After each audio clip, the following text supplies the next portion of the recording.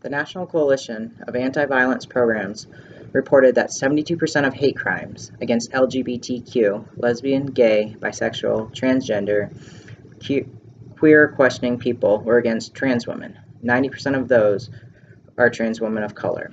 1 in 4 trans people have experienced violence, oftentimes in bathrooms and other public places, and then again by first responders and medical professionals.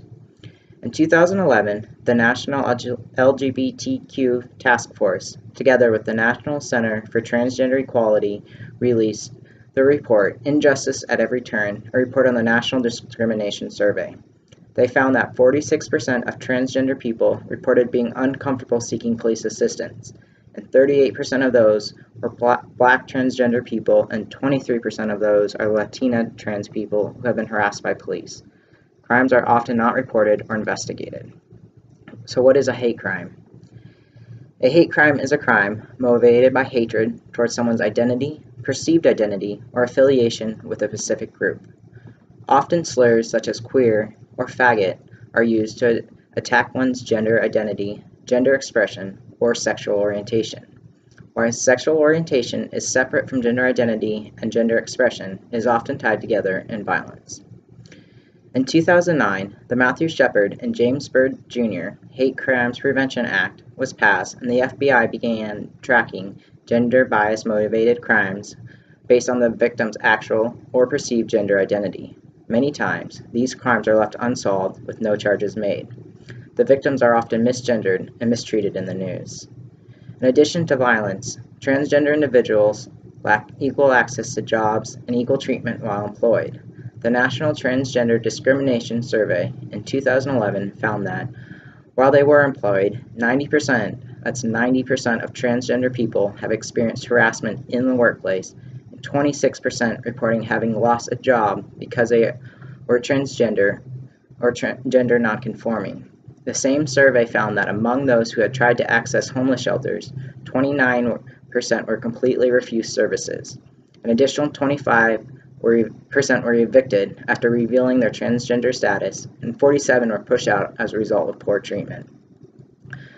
States have policies and laws that do not allow people to match all their identity documents, such as driver's license, social security card, and passport, with their correct gender. This increases the unemployment rate, institutional discrimination, and decreased access to health care and life-saving medications and treatment. What can be done? We need to increase cultural competency. This involves recognizing and correcting one's own biases and changing one's behavior to accommodate different cultural beliefs, conventions, and values. This can be done through education, community organization, policy changes, rallies, and marches, working within the community in the local, state, and national level. What is currently being done? There's a lot of education and awareness.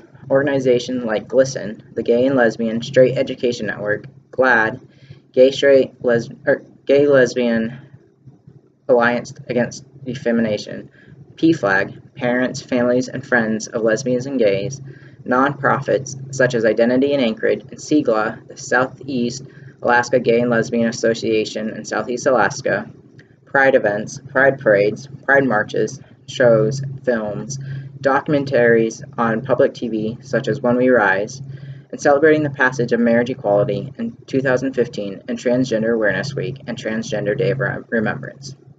November 14th through the 20th is Transgender Awareness Week that helps raise the visibility of transgender and gender nonconforming people and address these issues of violence, discrimination, and hate. The final day is Transgender Awareness Week is Transgender Day of Remembrance, or TDOR. It honors the memory of those lives who were lost in acts of anti-transgender hate crimes. TDOR was started by transgender advocate Gwendolyn Ann Smith as a way to honor the memory of Rita Hester, a transgender woman who was killed in 1998. The Virgo honored all transgender people lost to violence that year and is now an annual event worldwide. TDOR is important to me because at my first TDOR I ever attended in 2014, I spoke out to the crowd. I talked about visibility and the importance of education. It was the first time I spoke publicly about my gender nonconformity. I'd made a promise to myself earlier that year to educate others about gender because of the lack of knowledge and understanding of gender. Since then, I've continued to educate, advocate for policy change, and be visible. Creating a sense of community encourages support and offers a safe refuge for those who experience violence, harassment, and discrimination.